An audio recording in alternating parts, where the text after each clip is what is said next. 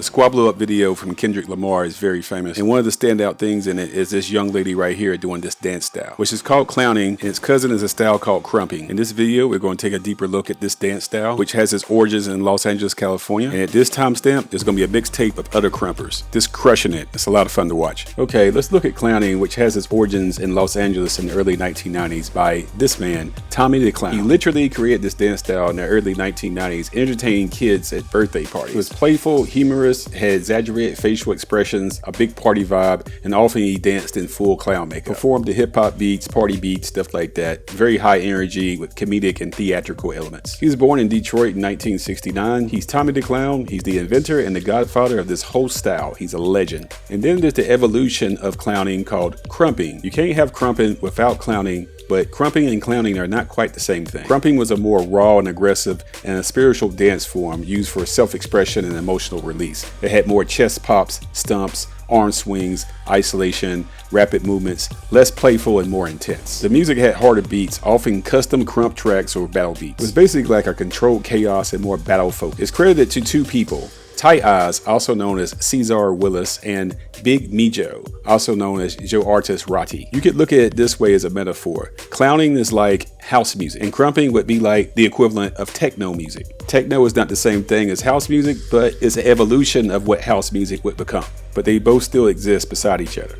At the time I make this video is 2025, which is the 20th anniversary of the release of the documentary Rize. It was directed by photographer Dave LaChapelle. This is Dave LaChapelle, not Dave Chappelle, two different people. Dave LaChapelle. So his documentary basically followed Tommy the Clown and explained his origin and the evolution of clowning, which morphed into crumping, which has a climactic dance-off between the clowns and the crumpers, taking on each other in a dance-off battle. So this documentary film, released by Lionsgate Pictures, rose clowning and crumping from the underground and put it on the international spectrum. And Tommy the Clown started taking on very high-profile clients such as Madonna. I'm pretty sure that gig probably paid better than 100 gigs he had before in the hood. So that's your background for clowning and crumping.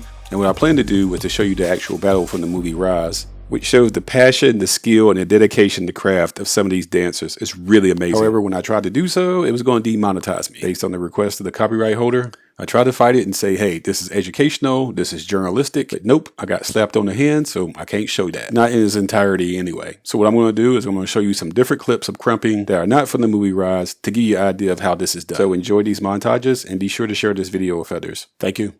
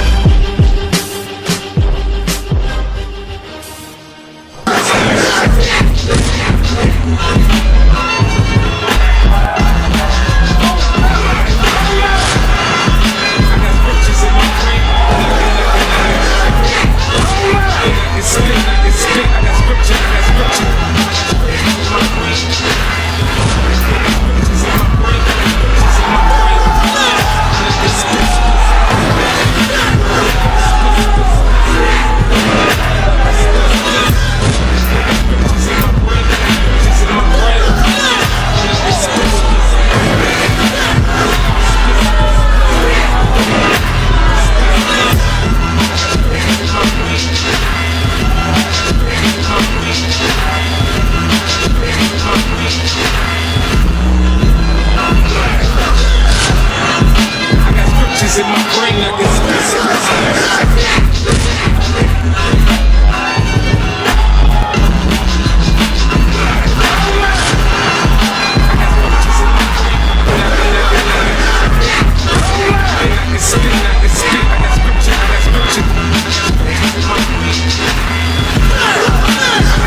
in my brain like it's